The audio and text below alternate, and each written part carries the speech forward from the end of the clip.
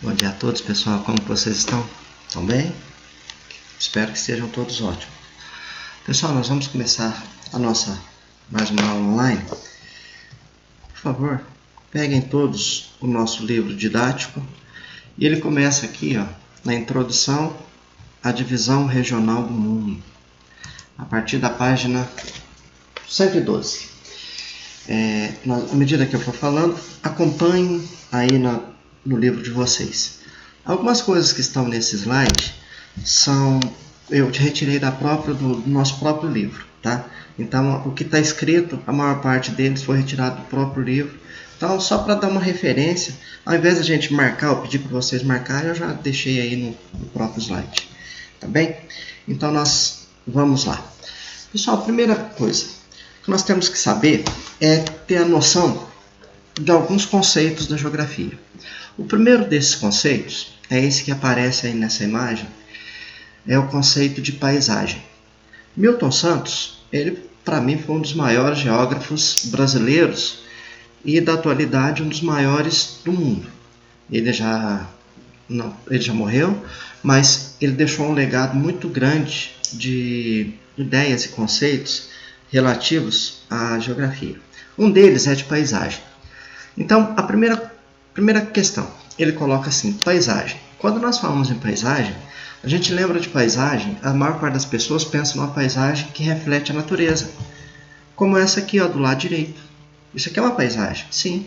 Vamos retratar uma paisagem. Isso é uma paisagem do meio rural. A maior parte das pessoas tem a ideia de paisagem como sendo algo do meio rural.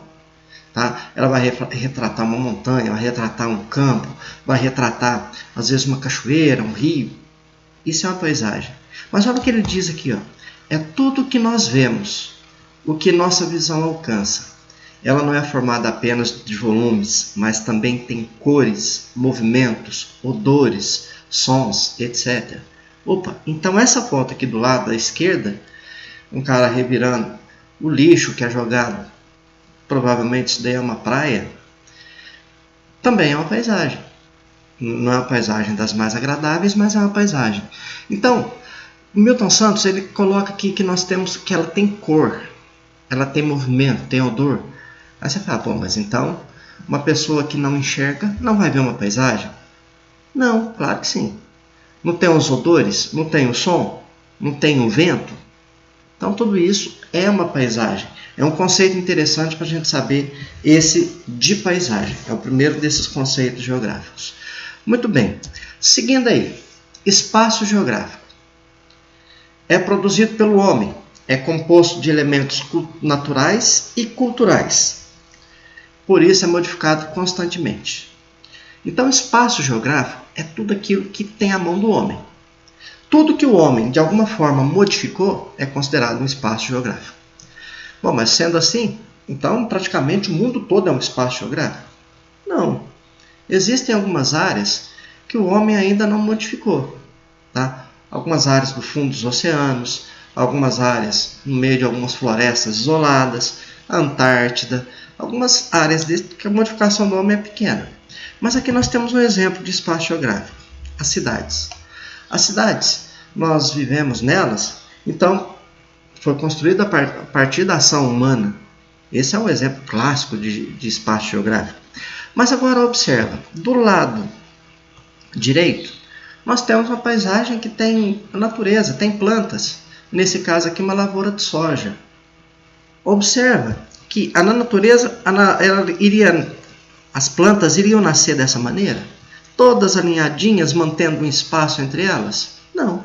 Na natureza, ela nasce de forma aleatória. Aqui é a ação do homem. Então, uma lavoura é também um espaço geográfico.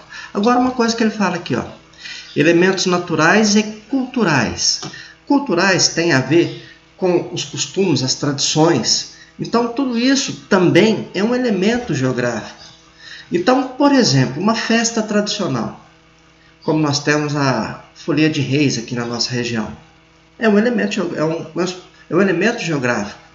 Então, ela faz parte do espaço geográfico. Ela fica na memória das pessoas. Então, é um elemento geográfico, né? E que faz parte desse espaço geográfico, caracteriza um espaço geográfico. cada lugar vai ter as características de acordo com a cultura daqueles lugares. Então, basta a gente ver os tipos de construções. Vou dar um exemplo. As grandes cidades no Brasil, elas são marcadas por prédios altos, são feitos na vertical, prédios com mais de 10 andares, 20 andares. Algumas cidades da Europa, principalmente aquelas mais antigas, mantêm a arquitetura do passado. Os prédios são feitos até 5 andares. É o caso de Londres, é o caso de Paris, na França. Você não vai ver prédios muito altos, ou raramente você vai ver. E por que eles fazem? Eles mantêm aquilo que faz parte da cultura deles. Né? É igual aqui no Brasil, nós temos as cidades históricas. Elas também é um elemento cultural no espaço geográfico. Lugar. Reconhecer esse lugar aí? É a nossa escola, a nossa querida escola. São espaços onde as pessoas estabelecem vínculos. A rua onde mora, a escola que frequentou, por exemplo. Então, é onde nós passamos a maior parte do nosso dia a dia. Então, o lugar, ele ao mesmo tempo, esse lugar está dentro de uma paisagem e ao mesmo tempo ele está dentro de um espaço geográfico, porque é a alteração humana. Então, lugar. Nós temos ideia de lugar, principalmente quando a gente percebe períodos da nossa infância ou de outras épocas. A casa do meu avô, essa daqui era a casa onde nós morávamos quando eu era criança, coisas desse tipo.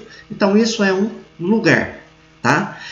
Nós temos que ter esse conceito de lugar. Região. Definida como área delimitada pelas características comuns. Essas características comuns aqui eu quero chamar a atenção. Aspectos naturais, sociais, culturais, econômicos e etc. Bom, aspecto natural. Nós podemos ter aqui em Minas Gerais, basta a gente ver isso, região sul de Minas. Se a gente sai daqui, da nossa região, que é o sul de Minas, ou sudoeste de Minas, e vamos em direção a São Paulo, a paisagem ela começa a modificar, a transformar. Principalmente quando a gente chega em São José do Rio Pardo, dali para frente, ou quando a gente vai por Mococa, de Mococa para frente, a paisagem começa a modificar. É um aspecto natural, o relevo começa a modificar. Aspectos sociais. Aí tem a ver com aquelas cidades, a organização daquelas sociedades. Então, como que ela é feita? Se é uma cidade característica industrial, se ela é uma cidade voltada para o lado agropecuário, aí entra já o fator econômico junto, nesse fator social. Se a cidade ela tem um desenvolvimento, se não tem. Questões culturais, a maneira com que nós falamos. Nós não falamos, por exemplo, igual eu já dei o exemplo para vocês, igual algumas regiões, como Paraná ou interior de São Paulo, que eles falam pronunciando o N mais intensidade. Leite quente, dá dor de dente na gente. Lembra que eu já brinquei disso? A gente não fala desse jeito, a gente fala puxando o R. Porta, porteira. Isso é uma característica que define a nossa região. Quando nós formos para a região de Belo Horizonte, já é diferente. Lá eles já falam de uma maneira diferente. No Rio de Janeiro, todo o S parece que é um som de X. Então, essa é uma característica da região. Tudo bem? Nós podemos ter, por exemplo, a divisão regional do país, ou o país fazer parte de uma região. A divisão regional do país, nós fazemos parte da região sudeste. O Brasil faz parte da América do Sul e também, ao mesmo tempo, faz parte da América Latina, uma região que tem características em comuns. Agora, território.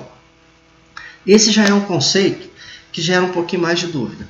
Território tem a ver com um espaço. E nesse espaço, você vai ter uma sociedade vivendo nele. Nesse espaço, você vai ter que ter uma espécie de poder constituído. Então, vamos pegar o exemplo aqui da esquerda. Brasil. É um território. Tem um espaço, tem uma população que vive aqui e tem alguém exercendo poder. Nesse caso, o Estado. O Estado, que aqui nós podemos chamar de União, é representado pelo governo federal. E como é uma república federativa, cada estado tem o seu governo. Então exerce a soberania. Então vai ter fronteiras. Aqui termina o Brasil. Aqui começa os outros países. A fronteira aqui. nós temos autonomia sobre esses territórios. Agora, essas relações de poder, elas também podem acontecer numa cidade, num bairro, numa área. Há um detalhe, o território, a construção do território, ele é feito com o passar do tempo. Então, o Brasil, quando ele surgiu, era desse jeito? Não. Tinha lá o Tratado de Tordesilhas, o Brasil era bem menor, ele foi aumentando o território deles. Vocês já devem ter visto isso no 7º ano, né? Que o Brasil tinha um território, ele foi ampliando esse território. Então, a noção de território ela é construída com o tempo. Agora, por exemplo, um território, uma relação de poder, aqui nós temos no lado direito, algo comum nas grandes cidades, principalmente São Paulo, Rio de Janeiro, que é muito comum a gente ouvir falar sobre isso. Os territórios do tráfico de drogas. Nesse caso aqui, é um exemplo de território, é um poder constituído. Bom, agora, para falar sobre o nosso planeta, seguindo aí no nosso livro. Existem diversos países, cada país tem uma cultura, cada país tem uma característica diferente.